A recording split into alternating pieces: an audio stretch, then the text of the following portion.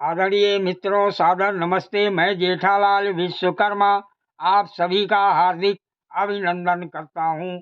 ये आचार्य चाणक्य की प्रसिद्ध रचना चाणक्य नीति का प्रथम अध्याय है।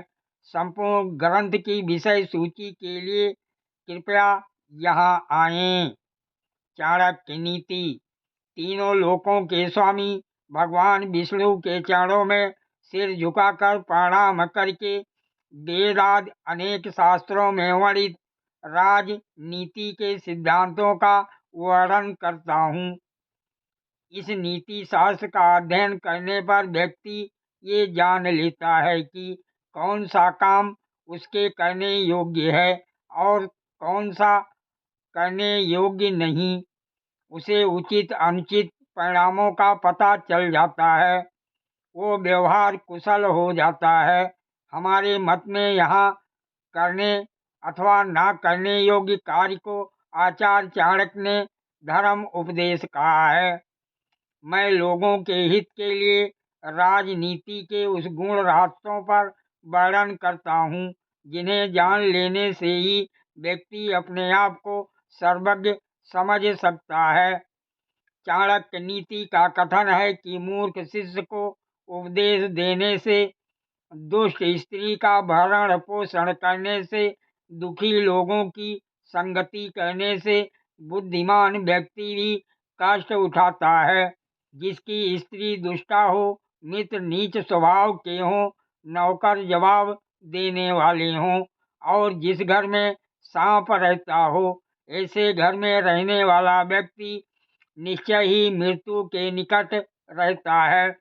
अर्थात ऐसे व्यक्ति की मृत्यु किसी भी समय हो सकती है। मनुष्य को आकस्मिक विपत्ति के लिए धन इकट्ठा करना चाहिए, किंतु धन के बदले अगर स्त्रियों की रक्षा करनी पड़े तो धन को खर्च भी कर देना चाहिए।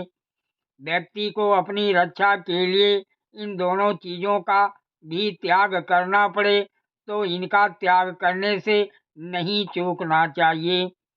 व्यक्ति को कठिन समय से निपटने के लिए धन का संचय करना चाहिए, क्योंकि धन अर्थात लक्ष्मी को चंचल कहा गया है।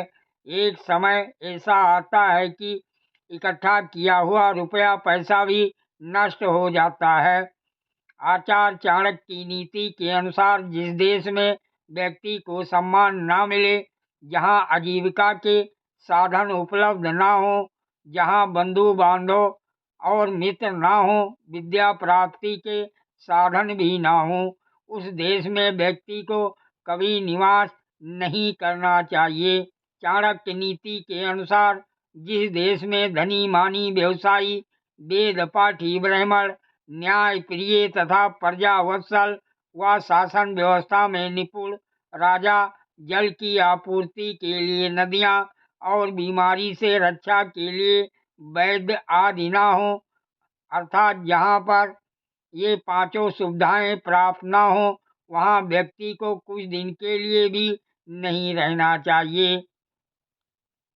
जहाँ आजीविका, व्यापार, दंड, भय, लोक लाज, चतुरता और दान देने की प्रवृत्ति, ये 5 बातें ना हो, वहाँ भी कभी निवास नहीं करना चाहिए।